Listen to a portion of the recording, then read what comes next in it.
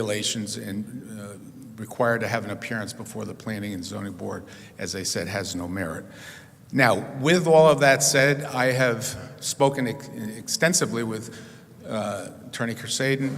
He and I are both working together to try to reach a resolution here.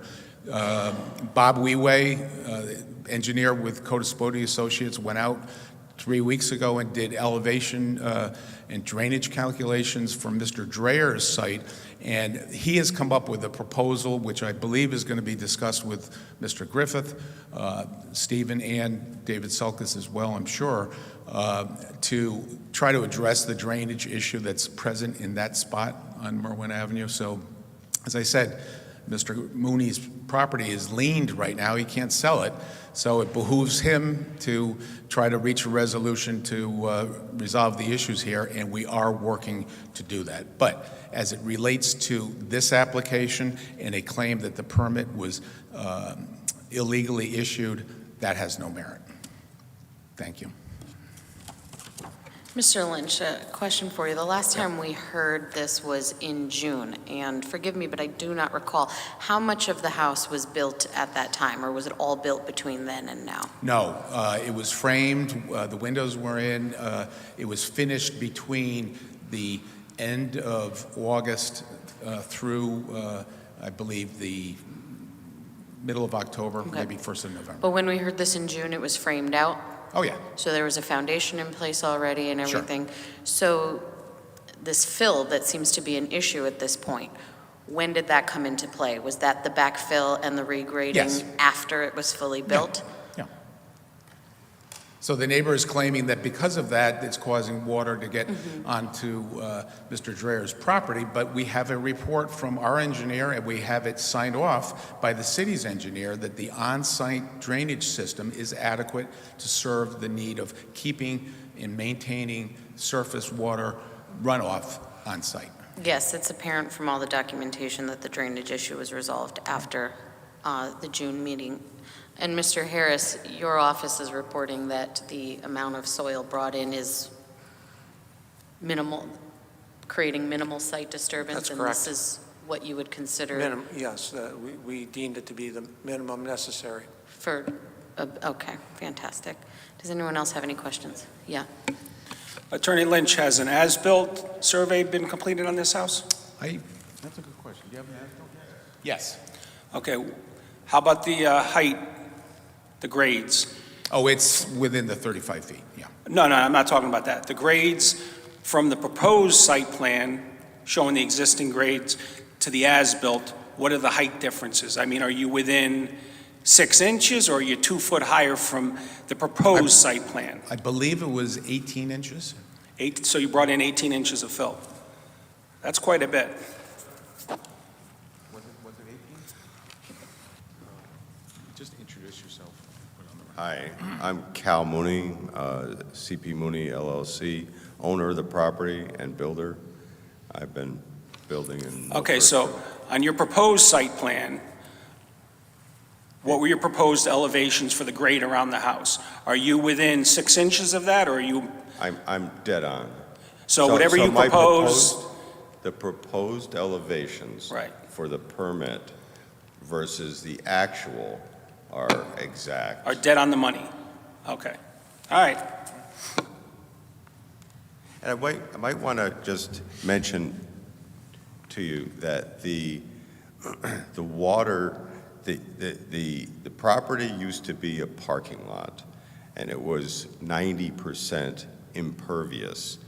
And now, under my plan, it is 33%, I think, less impervious than it was. So it's less, if you read the drainage report, yeah, it confirms that. There's less runoff. So you're getting better drainage than you had before? It's better, and it's going to the rear of the property. It's not going to 112 Merwin Ave. The water that collects on 112 Merwin Ave is salt water. You can taste it. It's salt. I don't shed salt water. That, to me, is... Because if I remember right, isn't there a marsh behind there? The marsh behind there is fresh water. The marsh behind it's fresh water? The marsh behind my property is freshwater. Really? The marsh behind Surf Village, Yeah. there's 2 ponds. One is tidally connected but mine is not. And that's all in the soil scientist report and so forth, if you wanted to verify that. But so I don't, since I don't shed salt water, it's kind of like, how could I be responsible for it? Well, I don't think you're in violation of a zoning permit if your as-built elevations are the same as your proposed, your as-built is the same as your proposed. I haven't mean- gone for a CO yet, but when I do, that will be what the zoning, or what either Stephen or Joe Griffith will analyze. We said you're going to be 7.5 elevation, you're 8, you're 9, no, you're supposed to be 7.5. So that will be concluded through zoning or engineering, whatever. But they'll analyze the as-built plan. I don't know if I can answer any. That's all I have. Okay, great. Any other questions? No? We save all those arguments for hopefully a court hearing that we won't have to have. Thank you. Okay. Before we close this hearing, I do want to mention that Mr. Crusaden is not here tonight.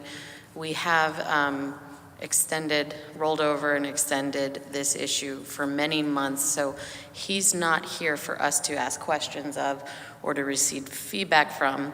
However, all the parties involved in this issue have been waiting for quite some time. So we need to decide if we're going to close the hearing and take a vote tonight, or if we want to wait to hear from Mr. Crusaden.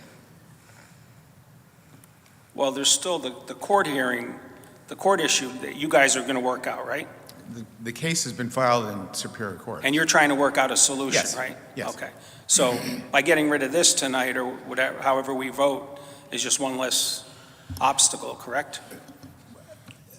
I've been informed by Mr. Crusaden, I don't think I'm letting any cats out of the bag, that regardless of what happens here tonight, if you do uphold Stephen's issuance of the permit, it may very well result in an appeal of that action.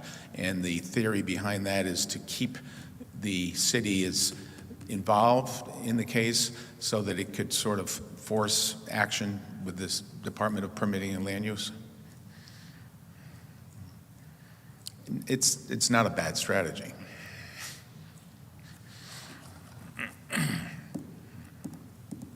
Okay, well, the choice is still ours. Do we have any Yes. opinions on the matter?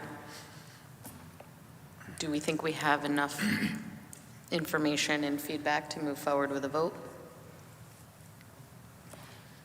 Well, I mean, I think if his as-built is the same as his proposed, I don't think he brought in, I mean, you're allowed to bring in fill, like Stephen said, so, I mean, I don't think he violated his permit. Madam Chairman, and there may be somebody else who might want to say something about this first. What's that? There may be another, someone from the public who might want to say something. You should at least ask. I asked if anyone was in favor, anyone opposed. Okay. Is there anyone else who'd like to speak on the matter? Okay. I don't want us to move forward right now on a discussion on a vote. I just want us to know if we feel prepared to vote. Is everyone all right moving forward without hearing from Mr. Crusaden directly? We've all read his submitted documents. Madam Chairwoman, I would like to postpone the vote in lieu of Attorney Crusaden's absence. Well, have you closed the hearing? No.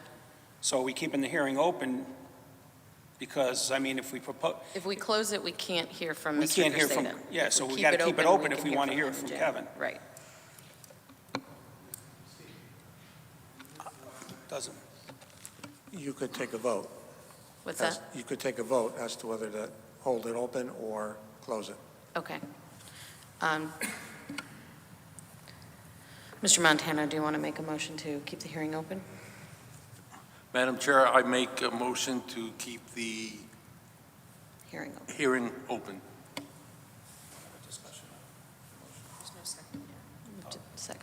And then we can I discuss. second it. Okay. Mr. Soto, is there something you wanted to say? Well, I do think it's fair that we keep it open because Kevin's not here and he always has a lot to say, so, to kind of vote on this wouldn't be fair, so. Okay, any other thoughts? All right, we will vote on the motion then. Mr. Dubois, I'm with the motion. Mr. Montano, With the motion. Ms. Hirsch, With the motion. Mr. Soto. With the motion. I'm with the motion. So we'll keep this hearing open until January.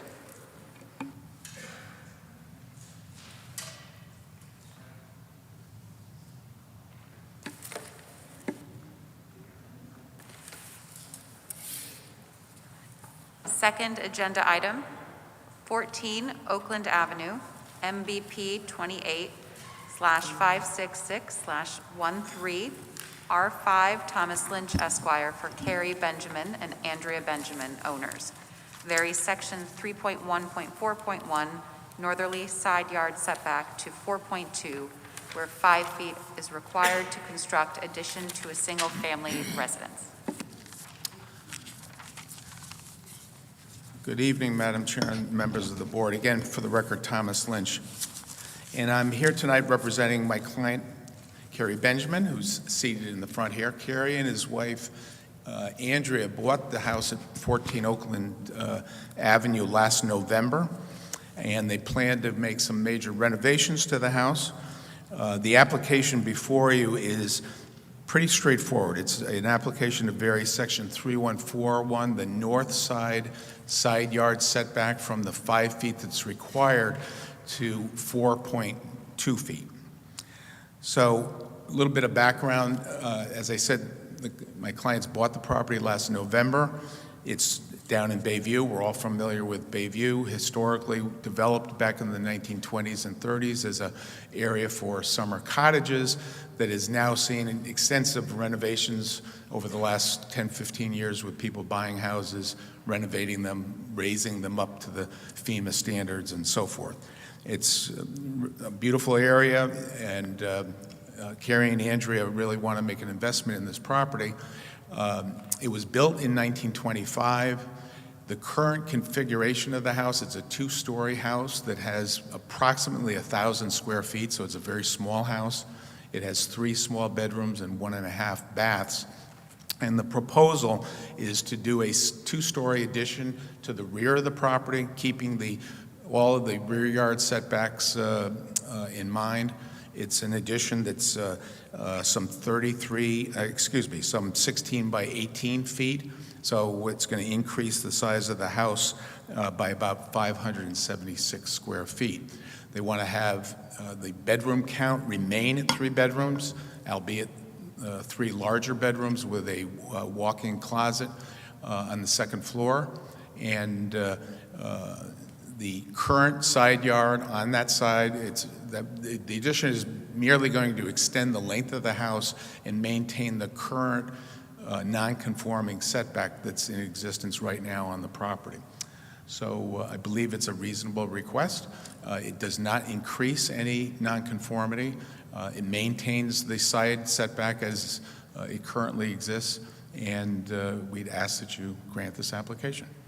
And happy to answer any questions if you have any.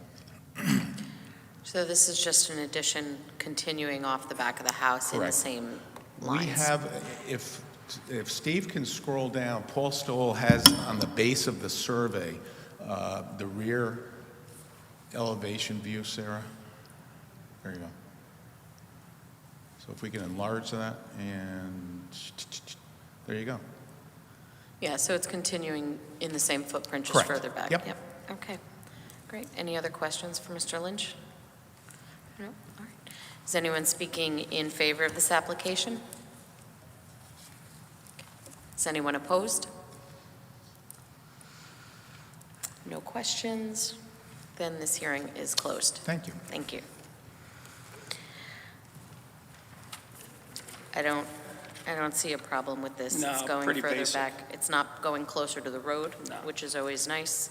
It's staying in line with the current footprint. It's not asking for too much. And the resulting house is not going to No. It's not overly large, so I don't see a problem here. I make a motion to approve. Seconded. Okay, motion to approve. Mr. Soto? With the motion. Ms. Hirsch? With the motion. Mr. Montano? With the motion. Mr. Dubois? With the motion. I'm with the motion. Passes.